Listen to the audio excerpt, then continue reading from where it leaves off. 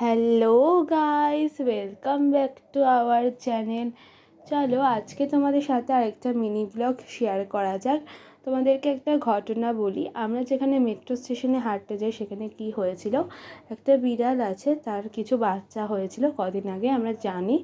তো আমরাও ওকে মেট্রো স্টেশনের ভেতরে আমরা ঢুকতে দেখেছিলাম। এবার আমরা লোকেদেরকে ওই জন্য বলেছিলাম যে বিড়ালটাকে টাইম মতো তোমরা বার করে দিও। এবার পরে কিছুদিন পর আমরা দেখি ও বাচ্চার হয়তো ভেতরে আছে। আমরা বুঝতে পেরেছিলাম ও খুব চেল্লাচ্ছিল, খুব ডাকছিল। তো আমরা গিয়ে আবার লোকেদেরকে বলি, তারা আর কথা শোনেনি আমাদের। আমরা অনেকবার বলেছি খুলে, তারা বলছে তাদের কাছে চাবি থাকে না, কার কাছে থাকে তারা জানে না, এখানে প্রচুর লোক আছে। তো আমরা বুঝে নিচ্ছি আর বিড়ালটা পাবে না বাচ্চাগুলোকে। এবার একদিন দেখি গিয়ে এরকম বিড়ালটা আটকে পড়ে আছে, মানে ঢোকার চেষ্টা করেছে। আমি এমনি একদিন দেখেছিলাম ওকে শাটারের তলা দিয়ে ঢুকতে, হয়তো শাটারটা একটু খোলা ছিল।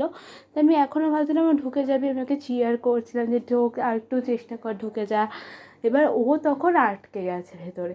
এবার তখন আমরা প্রথমে বুঝতে পারিনি, আমরা তারপর ওকে চিয়ার করে চলে গেছি, আমরা আমাদের মতো হাঁটছি। পরে দেখি ও বিশাল ডাকছে, তখন আমরা আসি বুঝতে পারি যে আটকে গেছে। তারপর আমরা ওখানে আবার ভেতরে গিয়ে সব লোকেদেরকে বলি।